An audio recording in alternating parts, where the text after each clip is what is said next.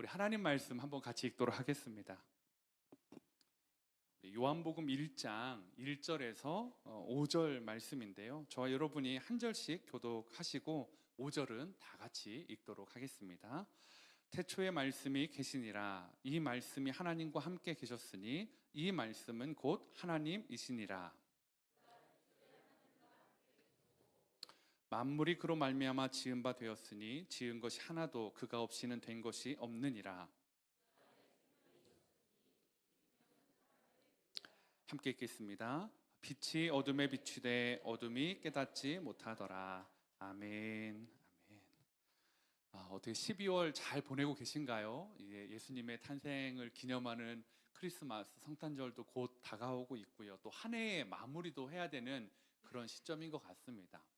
제가 이 12월이 되면요 늘 이렇게 생각하는 동화책, 이야기책이 하나가 있는데 그 책이 바로 이 아낌없이 주는 나무라는 책입니다. 아마 이 아낌없이 주는 나무의 책 내용은 다들 아실 거라고 생각이 되어집니다. 한 나무가 있었는데 그 나무가 한 소년을 사랑합니다. 그래서 그 소년이 올 때마다 뭐 숨바꼭질도 하고 뭐 이렇게 하면서 참 놀아주죠. 그리고 나중에는 그 친구가 필요할 때는 나뭇잎도 줘서 월계관도 만들게 하고요. 또 나중에는 사과를 줘서 그 친구가 필요한 것들을 살 수 있게도 해주고요. 나뭇가지에서 그네도 타게 해주고요.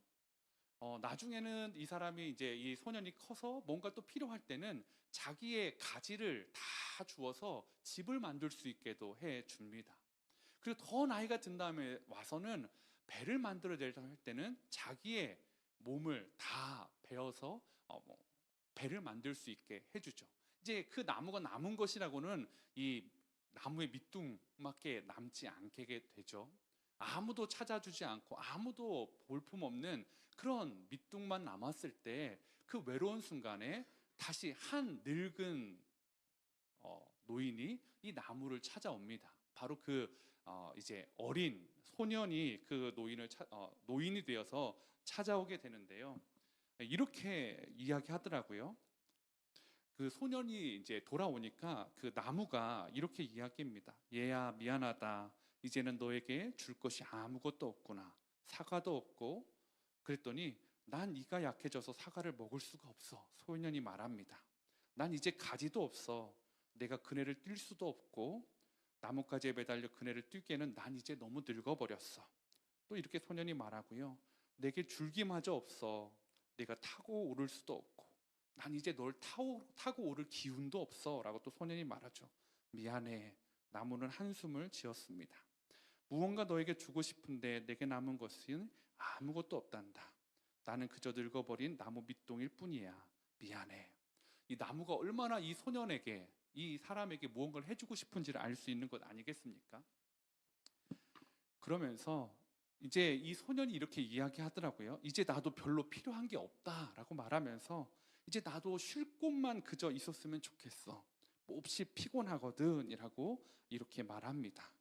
그러자 이 나무가 이렇게 이야기하죠. 자, 앉아서 쉬기에는 늙은 나무 밑동이 그만이야. 얘야 이리 와서 앉으렴. 앉아서 쉬도록 해. 그리고 소년은 그렇게 했다라는 이야기의 내용입니다. 근데 이 이야기에 그 한 페이지가 더 있더라고요. 이 한 페이지를 넘기면 그래서 나무는 행복했습니다. 나무는 사실은 뭐 나뭇잎을 주고 가지도 주고 사과 열매도 주고 뭐 또 자기 몸통을 다 베어주는 것도 행복했지만 나무가 원하는 게 무엇입니까? 이 소년과 함께하는 거였어요. 결국 모든 걸 다 준 다음에 아무것도 남지 않았어요. 그냥 짤뚱한 그 밑둥만 남은 나무였지만 결국에는 나무가 원하는 대로 그 소년과 함께 할 수 있어서 행복했다라는 거죠. 이 이야기를 보면서 저는 하나님이 참 많이 생각이 납니다. 예수님이 이 땅에 오신 이유가 이거이지 않을까. 우리에게 아낌없이 주는 나무처럼 모든 것을 주신 그 주님.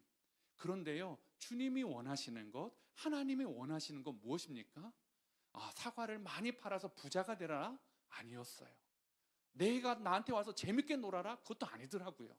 그러면 나한테 와서 가지를 가져다가 집도 지어라? 그것도 아니었어요.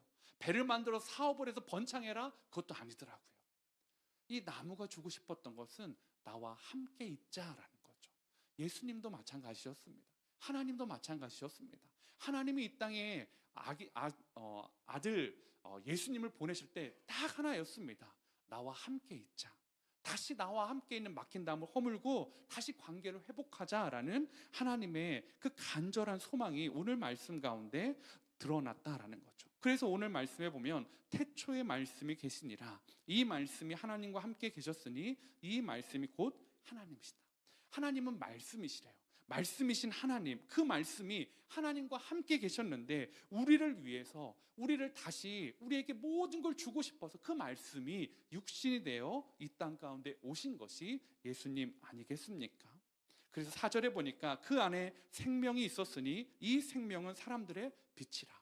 생명의 말씀, 빛의 말씀 예수 그리스도. 그래서 그분이 오늘날 우리에게 찾아오신 것입니다. 그리고 그런데 오늘 5절에 보면 빛이 어둠에 비추되 어둠이 깨닫지 못하더라. 예수님이 이 땅에 오신 이유를 잘 깨닫지 못하는 분들이 많이 있는 것 같습니다. 이 생명의 말씀, 빛의 말씀이 오셨음에도 불구하고 그 말씀이 오신 이유가 무엇인지를 잘 모르는 그런 참 세상 사람들이 얼마나 많이 있습니까? 아니, 교회에 다니면서도 그 의미를 잘 모르는 분들이 있는 것 같습니다. 뭘까요? 아낌없이 주는 나무처럼 나는 너와 함께 있고 싶다라는 하나님의 마음이었다라는 거죠. 내게서 가지를 가져가고 열매를 가져가고 몸통을 베어가라는 그것이 아니라 나는 그걸 다 주어서도 너와 함께 하고 싶으시다는 하나님의 마음이었다라는 거죠. 빛이 어둠에 비추되 어둠이 깨닫지 못하더라.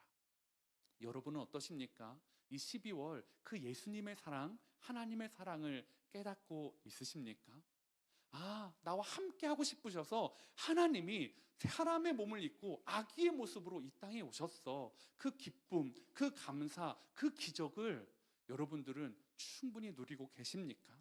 오늘 빛이 어둠에 비추되 어둠이 깨닫지 못하더라를 다른 번역에는 이렇게 말하거든. 깨닫지 못하더라를 이기지 못하더라.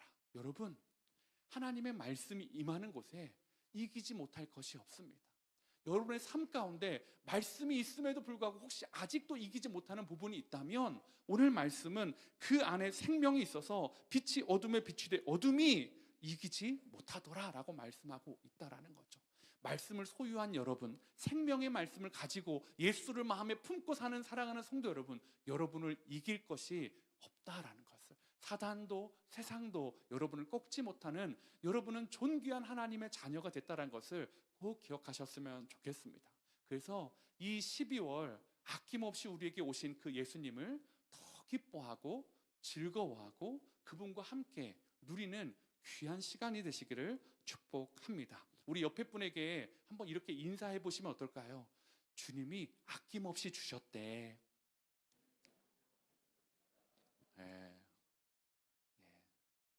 존댓말로 해야 될까요? 주님이 아낌없이 주셨습니다. 네, 죄송합니다. 한 번 더 해주시겠습니까? 주님이 아낌없이 주셨습니다. 네, 우리 성도님들이 저보다 훨씬 훌륭하신 것 같아요. 맞습니다. 그래서 그걸 깨닫고 또 한 해를 마무리하시면서 그 예수님으로 인해서 승리하는 저와 여러분 되시기를 축복합니다.